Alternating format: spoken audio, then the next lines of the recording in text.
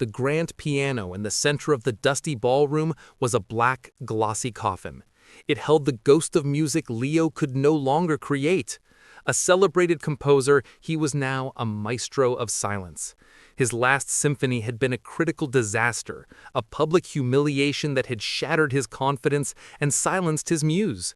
Seeking refuge, he had retreated to the sprawling Gothic manor his aunt had left him, a place of long shadows and echoing hallways. He had hoped the isolation would coax the music back, but the silence of the house only mirrored the stark, empty staves of his score paper. Each day was the same. He would sit at the piano, his hands hovering over the keys, his mind a void.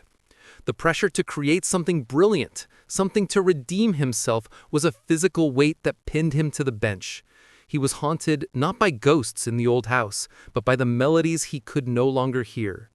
The world saw a genius on sabbatical. He knew he was a king ruling a silent, barren kingdom. His heart, once a wellspring of symphonies, was now a stone. The sound began as a faint, almost imperceptible scratching from above. He dismissed it at first as the settling of the old house, but it grew more persistent, a dry, chittering whisper that seemed to emanate from the sealed-off bell tower at the manor's west wing. One evening, armed with a heavy iron key and a flashlight, Leo decided to confront the source of the noise. The door to the tower stairs was thick with cobwebs, and the air that greeted him was heavy with the smell of dust and something else, something wild and musky. As he reached the belfry, he pushed open the final hatch. What he saw sent a jolt of primal fear through him. The flashlight beam cut through a swirling, leathery cloud. Hundreds of bats, disturbed by the light, exploded into a frenetic, chaotic dance in the confined space. Their tiny winged bodies filled the air, a living vortex of darkness. Leo scrambled back, slamming the hatch shut, his heart hammering in his chest. His silent, empty house was not empty after all. It was infested. His first and only thought was, they have to go. The next day, Leo called the only pest control number he could find in the local directory. He expected a man in overalls with tanks of poison. Instead, an old man named Samuel Abernathy arrived in a beat-up truck, carrying not extermination equipment, but a pair of binoculars and a gentle smile. Samuel was less of an exterminator and more of a naturalist. He listened patiently to Leo's frantic description of the infestation. Samuel climbed the tower and returned a few minutes later, his expression calm. "You have a maternal colony of brown bats, Mr. Vance," he said, his voice soft. "A beautiful one, too. They've likely been here for decades." "I don't care what they are," Leo snapped, his patience thin. "I want them out." Samuel looked at him with kind, knowing eyes. "They're not hurting anything. In fact, they're eating thousands of mosquitoes every night. They are the guardians of the twilight." He shook his head slowly.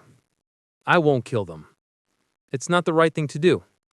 But I'll tell you what, instead of trying to get rid of them, why don't you try to understand them? Try listening to them, not as pests, but as a part of this place's rhythm." The old man's words were so unexpected, so contrary to Leo's panic, that they left him speechless. That night, unable to compose, unable to sleep, Samuel's words echoed in Leo's mind. Listen to them. Annoyed, but intrigued, he walked to the base of the bell tower, not with a flashlight, but with only his ears. He sat on the cold stone floor and closed his eyes, forcing himself to push past his fear and truly listen. At first, it was just noise, a chaotic flurry of squeaks and fluttering. But as he focused, a pattern began to emerge. It was a symphony of incredible complexity. He heard the staccato clicks of their echolocation, 1,000 tiny signals painting a picture of the world in sound. He heard the soft whoosh of their wings, a percussive rhythm like the brushing of 100 tiny snare drums. He could distinguish the gentle calls of mothers to their pups, a soft counter-melody against the frantic energy of the hunt. It wasn't chaos. It was a composition, a living, breathing nocturne, composed and performed every single night in the darkness he had feared. In that moment, sitting in the dark, he heard more music than he had in the past year. A fire was lit. Leo rushed back to the ballroom, but this time he didn't feel the crushing weight of expectation. He felt the frantic, beautiful energy of the belfry. His hands didn't hover over the piano keys, they danced. The music that poured out of him was nothing like his old work. It was not grand or bombastic. It was intricate, fast-paced, at times dissonant, at other times breathtakingly melodic. It was a sound of flight, of darkness, of 1,000 tiny heartbeats and a shared space. He worked for weeks, fueled by a new, wild inspiration. He filled pages of score paper with notes that swooped and soared like his nocturnal muses. He was no longer trying to write a symphony to prove his worth. He was simply translating the beauty he had been shown.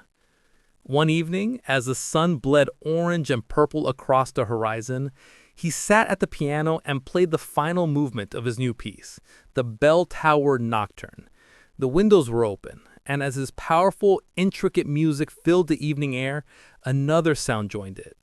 It was the sound of the bats, streaming from the tower for their nightly hunt, their wings beating in perfect, chaotic time with the music of the man who had learned to listen to the dark. He was no longer a composer of silence. He was the conductor of a symphony of wings.